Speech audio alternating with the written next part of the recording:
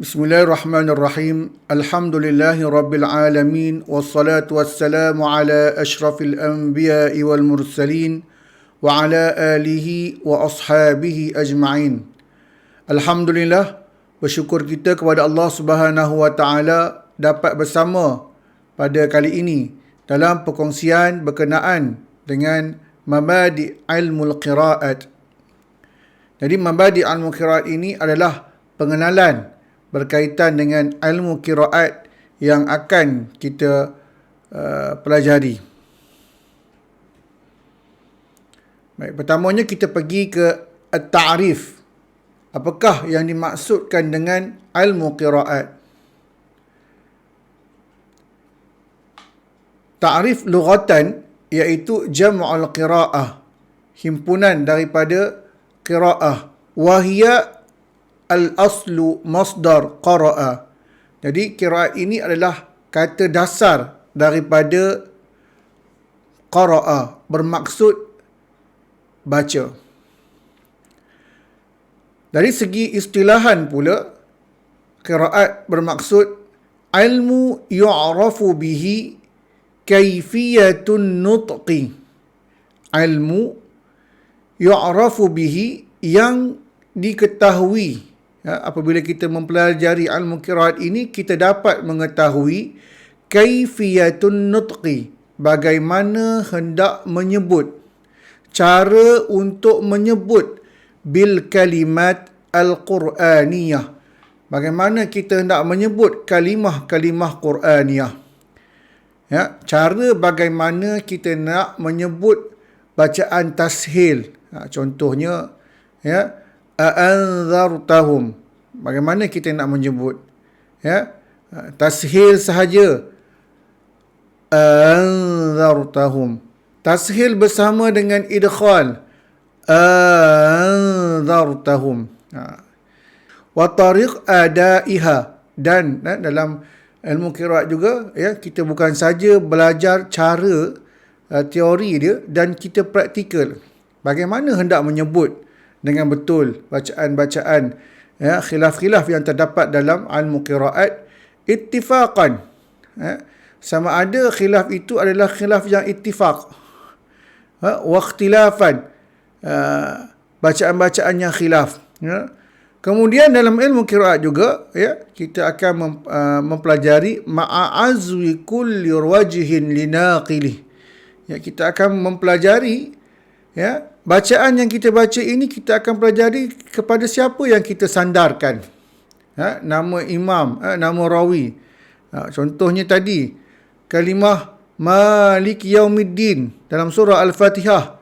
Siapakah yang membaca dengan isbat alif, mengekalkan huruf alif? Kita baca Malik Yaumiddin. Jadi kepada siapa kita nak sandarkan bacaan tersebut? Itu adalah bacaan bagi Asim, iaitu rawinya Hafs an Asim, Syu'bah an Asim, dan Kisai juga, dan rawinya iaitu Abul Harith an Kisai, Duri Kisai. Bukan itu saja, kita sandarkan kepada rawi, dan kita sandarkan juga kepada tariq yang kita ambil, tariq asy-Syatibi, tariq Thayyibah. Dan tariq ini sebenarnya banyak, kalau kita belajar lebih detail, untuk riwayat Hafs saja ada banyak tariq dia, itu kalau kita belajar lebih detail lagi lah. Okay? Jadi untuk mahrat Al-Quran yang sukatannya bagi tingkatan 4 dan tingkatan 5 ini, kita belajar tariq asy-Syatibi. Baik, seterusnya kita lihat faedah, kelebihan, apa yang kita dapat daripada kita mempelajari ilmu qiraat. Baik, yang pertama, siyanah Al-Quran minat tahrif wa taghyir. Apabila kita mempelajari ilmu qiraat ini, tidak dapat tidak, kelebihan yang kita dapat memelihara Al-Quran minat tahrif wa taghyir. Kita dapat membezakan di mana satukah qiraat yang mutawatir, mana satukah qiraat yang syazah. Jadi kita tahu, bacaan ni adalah qiraat syazah. Bacaan ni adalah qiraat yang boleh dibaca. Baik. Seterusnya, al-ilmu bima yuqra' bihi kullu imam min a'immatil qira'ah. Kita dapat mengetahui bima yuqra'u, apa yang dibaca, bihi kullu imam min a'immatil qira'ah, daripada imam-imam qiraat. Jadi kita tahulah, imam ini membaca dengan hazaf alif pada Malik Yaumiddin. Imam ini membaca dengan silah mim jamak. Imam ini membaca dengan dhammah ha pada kalimah alaihim dibaca dengan alaihum, bagi qiraat Hamzah dan sebagainya. Baik, seterusnya, kelebihan kita mempelajari ilmu qiraat, faedahnya at-tamyiz ma yuqra' bihi wa ma la yuqra' bihi. Dapat membezakan, tumayyiz ma yaqra' bihi, apa yang dibaca oleh seseorang imam itu ataupun rawi tersebut yang kita sandarkan, wa ma la yuqra' bih, dan apa yang tidak dibaca. Contohnya, pada kalimah Malik Yaumiddin tadi, contoh yang mudah. Qalun dia baca dengan hazaf alif dan dia tidak baca dengan isbat alif. Baik, yang keempat, al-asmah min al-khata' fi an-nutqi bil kalimat Qur'aniyah. Al-asmah, kita dapat memelihara minal khata', daripada melakukan kesalahan ataupun kesilapan, fin nutqi, dalam menyebut bil kalimah Qur'aniyah. Sebagai contoh, kalimah wadduha, ada bacaan fathah, ada bacaan kasrah, ada bacaan taklil, ada bacaan imalah. Bacaan fathahana dibaca dengan baris atas, wadduha. Bacaan kasrahnya, wadduhi, itu tidak ada dalam Al-Quran. Bacaan imalah, wadduhi. Bacaan taklil, wadduha. Jadi kita dapat memelihara. Ada yang tidak mempelajari ilmu qiraat, dia membaca dengan melampau, baris fathah, fathah yang melampau, kerana Arab menyebut dengan fathah, bukan fathah yang melampau. Wadduha, tak boleh, dia mesti wadduha. Kemudian ada yang melampau ketika imalah, wadduha, dia terlebih imalahnya. Jadi dengan mempelajari ilmu qiraat, kita dapat memelihara bacaan kita daripada kita melakukan kesilapan dalam menyebut kalimah-kalimah Quran. Baik, seterusnya yang ketiga, al-fadlu, kelebihan mempelajari ilmu qiraat. Innahu min asyrafil ulum. Sesungguhnya ilmu qiraat itu adalah asyrafil ulum, semulia-mulia ilmu. Kerana apa? Lita'alluqihi bil Quran, kerana ianya berkaitan dengan Al-Quran. Tidak dapat tidak, Al-Quran dan qiraat adalah satu benda yang berkaitan.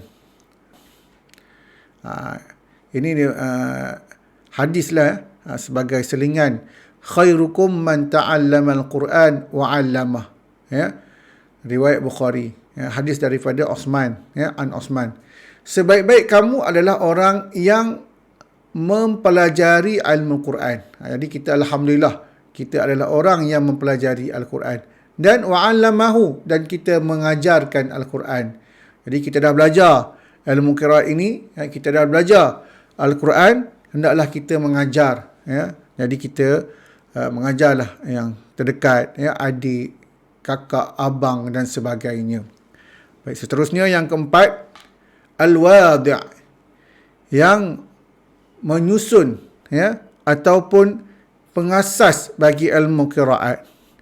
Jadi ilmu qiraat ini kita boleh bahagikan kepada dua. Al-wadi' dia kepada dua. Yang pertama, kita perlu ingat bahawasanya qiraat ini adalah wahyu yang diturunkan kepada Nabi Muhammad sallallahu alaihi wasallam dengan perantaraan malaikat Jibril alaihi salam. Itu kita kena pegang. Ya, qiraat ini turun ketika Nabi berada di Madinah. Ini pendapat yang jumhur lah mengatakan Nabi dah berhijrah ke Madinah, ya, qiraat ini mula turun, ya. Jadi mestilah qiraat ini adalah wahyu, ya. Kita tidak boleh mengatakan qiraat ini ada mulanya, nasya'a, bermulalah ilmu qiraat, tidak. Kerana ia adalah wahyu yang diturunkan kepada Nabi Muhammad sallallahu alaihi wasallam. Baik. Adapun, ya, pengasas yang menghimpunkan ilmu-ilmu qiraat ini adalah a'immatul qurra, iaitu imam-imam qiraat, ya, Nafi', Ibnu Katsir, Abu Amru dan sebagainya.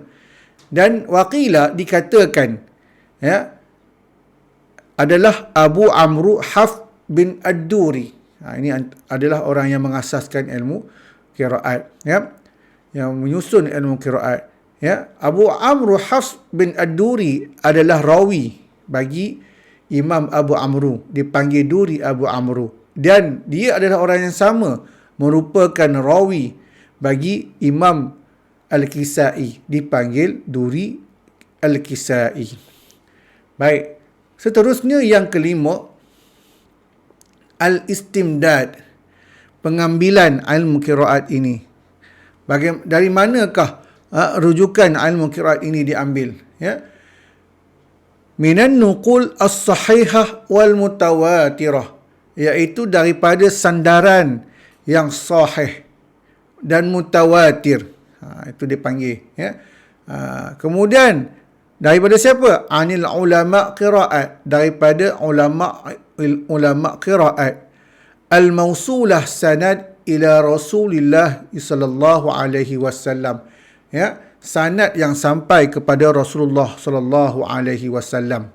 Ya, seperti mana yang saya sampaikan tadi, ya, bahawasanya qiraat ini adalah wahyu yang sampai kepada Nabi, dan Nabi membaca, ya, wahyu-wahyu tersebut, qiraat tersebut kepada sahabat-sahabat Nabi, ya. Dan ada sahabat yang tidak mendengar semua wajah. Ada yang mendapat satu wajah qiraat. Ada yang mendengar qiraat qalun saja, sebagai contoh. Dia tidak mendengar qiraat warsh. Masa dulu tak ada nama qiraat qalun, qiraat warsh, ya. Nama-nama ni datang kemudian, disandarkan kepada nama imam yang memasyhurkan bacaan tersebut.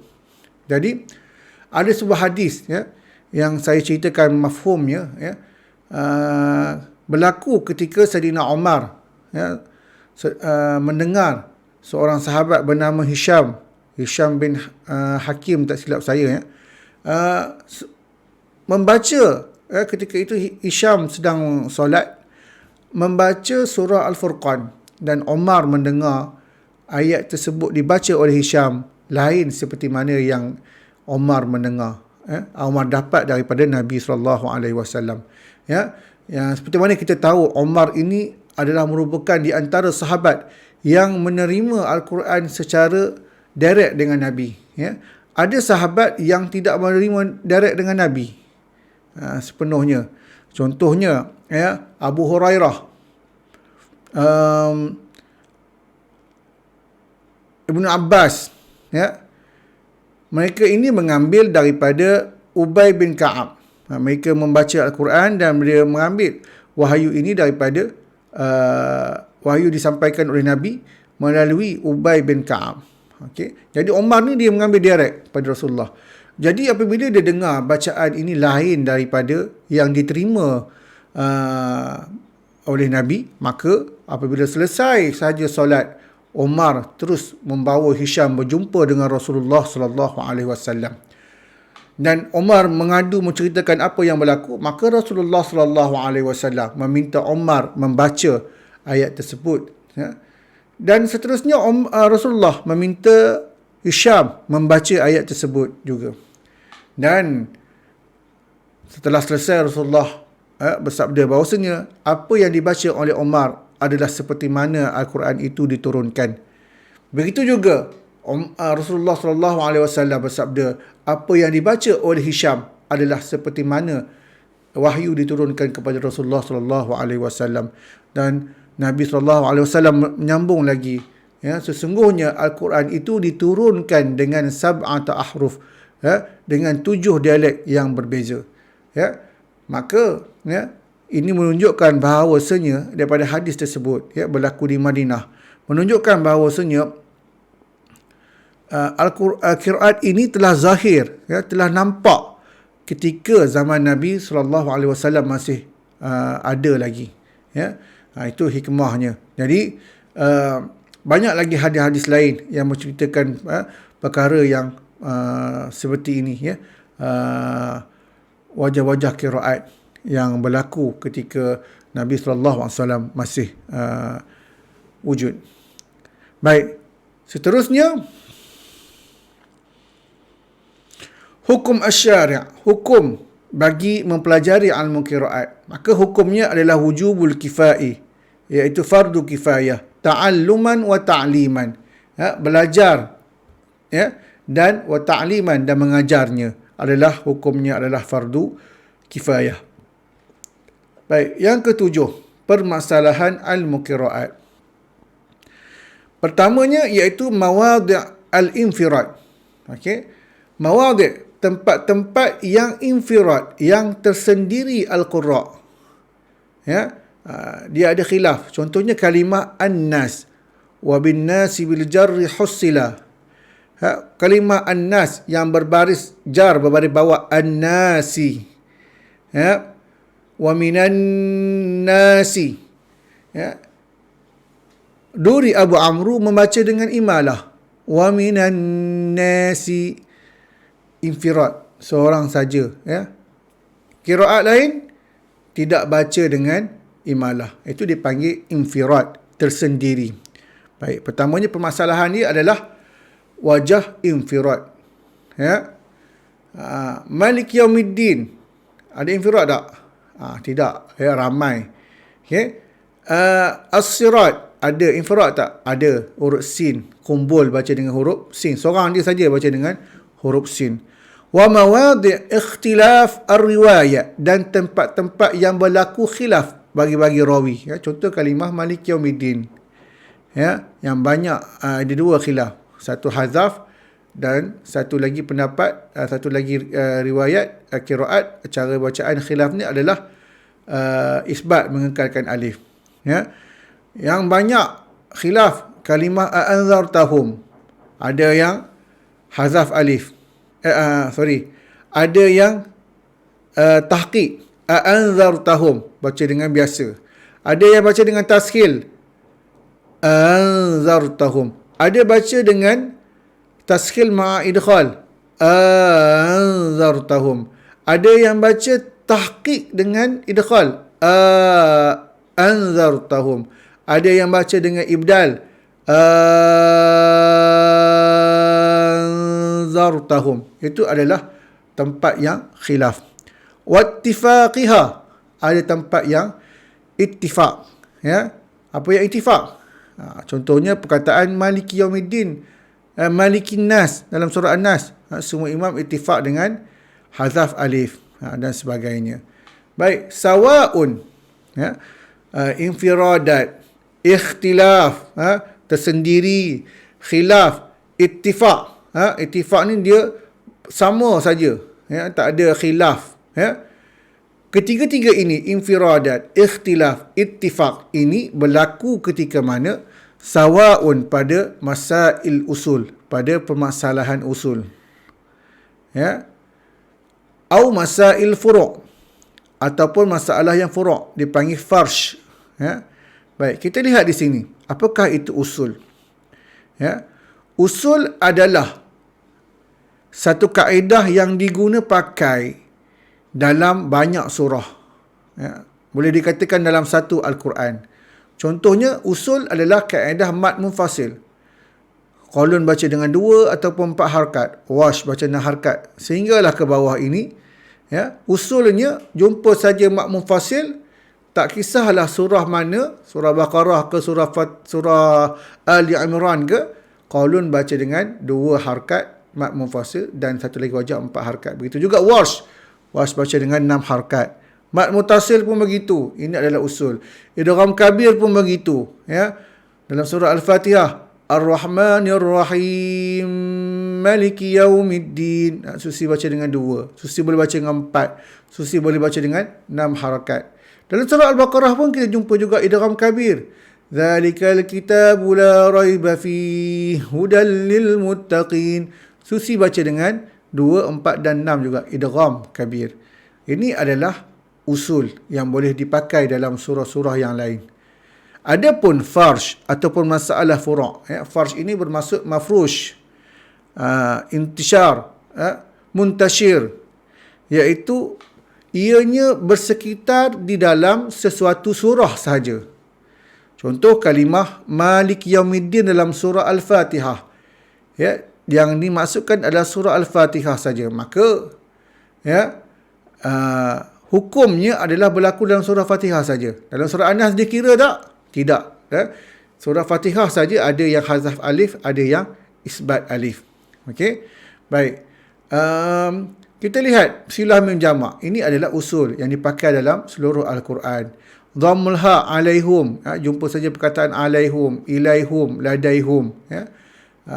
Silah ha kinayah. Dzalikal kitabu la raiba fihi. Ini semua diguna dalam seluruh Al-Quran. Okey. Anzartahum, seluruh Al-Quran. Kaedah dia apabila dua hamzah berbaris atas, dua-duanya berbaris atas, maka akan guna kaedah ni. Yukhadi'un, ini adalah usul, adalah farsh yang hanya ada dalam surah Al-Baqarah saja. Baik, alhamdulillah selesai sudah pengenalan ilmu qiraat. Yang baik itu daripada Allah, yang kurang itu adalah kelemahan diri saya sendiri. Saya sudahi dengan wabillahi taufiq wal hidayah. Wassalamualaikum warahmatullahi wabarakatuh.